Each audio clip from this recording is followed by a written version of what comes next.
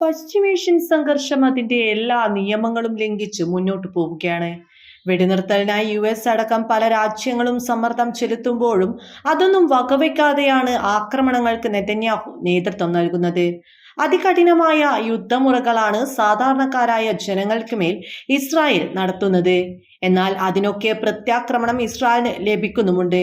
തന്ത്രപ്രധാന കേന്ദ്രങ്ങളെ മാത്രമല്ല, പ്രധാനമന്ത്രിയെ പോലും ലക്ഷ്യം വച്ചുള്ള ആക്രമണങ്ങളാണ് നാലു ഭാഗത്തു നിന്നും ഇസ്രായേലിന് ലഭിച്ചുകൊണ്ടിരിക്കുന്നത്. ഇപ്പോൾ പുറത്തുവരുന്ന വാർത്തയും അത്തരത്തിൽ ഒന്നാണ്. ഇസ്രായേൽ പ്രധാനമന്ത്രി ബെഞ്ചമിൻ നെതന്യാഹുവിന്റെ വീടിന് നേരെ ഫ്ലയർ ബോംബ് ആക്രമണം. സിസറിയ പ്രദേശത്തെ സ്വകാര്യ വസതിക്ക് നേരെയാണ് ആക്രമണം ഉണ്ടായത്. 2 തവണയാണ് വീട് ആക്രമിക്കപ്പെട്ടതെന്ന് ഇസ്രായേലി മാധ്യമങ്ങൾ റിപ്പോർട്ട് ചെയ്തു. കടലിൽ നിന്നാണ് ആക്രമണം ഉണ്ടായതെന്നാണ് കരുതുന്നതെങ്കിലും കൂടുതൽ അന്വേഷണത്തിലെ ഇക്കാര്യം സ്ഥിരീകരിക്കാനാവൂ എന്നാണ് റിപ്പോർട്ടുകൾ. പൊട്ടിത്തെറിക്കാതെ ഉജ്ജ്വലമായ പ്രകാശവും ചൂടുമുണ്ടാക്കുന്ന ഒരു കരിമരുന്ന് ഉപകരണമാണ് ഫ്ലയർ.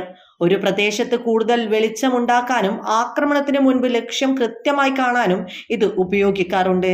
ശനിയാഴ്ച വൈകിട്ട് 7:30ഓടെയാണ് സംഭവമെന്ന് പോലീസിനെ ഉദ്ധരിച്ച് ഇസ്രായേലി മാധ്യമങ്ങൾ റിപ്പോർട്ട് ചെയ്തു. പോലീസും രഹസ്യാന്വേഷണ ഏജൻസിയായ ഷിൻബെത്തും സ്ഥലത്തെത്തി പരിശോധന നടത്തി അന്വേഷണം ആരംഭിച്ചു. പ്രധാനമന്ത്രിയും കുടുംബവും ആ സമയത്ത് വീട്ടിലുണ്ടായിരുന്നില്ല. സംഭവത്തിൽ പോലീസും സുരക്ഷാ സൈന്യവും സംയുക്തമായി അന്വേഷണം നടത്തുകയാണ്. ഇത് ഗുരുതരമായ പ്രശ്നമാണ്. ഉചിതമായ നടപടികൾ സ്വീകരിക്കുമെന്നാണ് പോലീസ് പറഞ്ഞത്.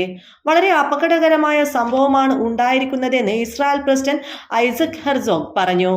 ആക്രമണത്തെ പ്രതിപക്ഷ നേതാവ് യെർ ലാപിഡ് അപലപിച്ചു.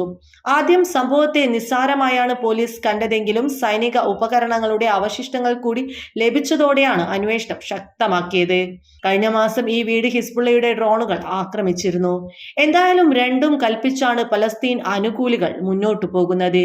ഇപ്പോൾ ഉണ്ടായ ഈ ആക്രമണത്തിന് പിന്നിലെ സൂത്രധാരൻ ആരാണെന്ന് ഉടൻ തന്നെ പുറത്തുവരുമെന്ന് തന്നെയാണ് അന്താരാഷ്ട്ര മാധ്യമങ്ങൾ റിപ്പോർട്ട് ചെയ്യുന്നത്. ഇത് 3ാമത്തെ തവണയാണ് നെതന്യാഹുവിനെ ലക്ഷ്യം വെച്ച് ആക്രമണം നടത്തുന്നത്. 3ലും കഷ്ടിച്ചാണ് നെതന്യാഹു രക്ഷപ്പെട്ടത്. അത്രത്തോളം ഗുരുതരാവസ്ഥയിലാണ് അദ്ദേഹത്തിന്റെ ജീവൻ എന്നുള്ളത് ഇതിലൂടെ വ്യക്തം. മാത്രമല്ല, ഇനിയൊരു ആക്രമണം ഉണ്ടായാൽ തന്റെ ജീവൻ പോലും ഇല്ലാതാകുമോ എന്ന ഭീതിയിലാണ് നെതന്യാഹു ഉള്ളത് എന്നാണ് അന്താരാഷ്ട്ര മാധ്യമങ്ങൾ പുറത്തുവിടുന്ന റിപ്പോർട്ട് സൂചിപ്പിക്കുന്നത്. അത്രത്തോളം ഭയന്ന് വിറച്ച് ഭ്രാന്ത് പിടിച്ച അവസ്ഥയിലാണ് ഇസ്രായേൽ പ്രധാനമന്ത്രി എന്നതാണ് വാസ്തവം.